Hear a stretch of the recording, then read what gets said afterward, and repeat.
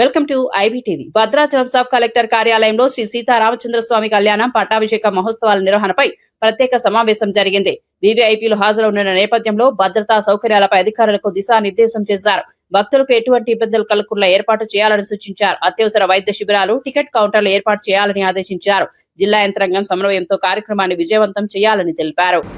Clean చేసే కార్యక్రమంలో కూడా ఇప్పటి నుంచి ఎప్పుడు ఫ్యాక్టరీలో లోకల్ మున్సిపాలిటీ కింద వస్తుందో కార్పొరేట్ గ్రామ పంచాయతీ క్లీనింగ్ కార్యక్రమం కూడా ప్రాపర్ చేయండి.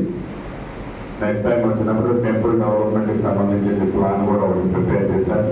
దాన్ని మనం ఒకసారి ఫైనలైజేషన్ చేసి నేను ముఖ్యమంత్రి గారు లోకల్ మిగిలిన మంత్రులతో షేర్ చేసుకొని దాని మీద కూడా విధి విధానాలు ఎట్లా అనేది డెఫినెట్గా చేసుకోవడం జరుగుతుంది. ఆర్టీసీకి సంబంధించి నేను కాలేజీ తర్వాత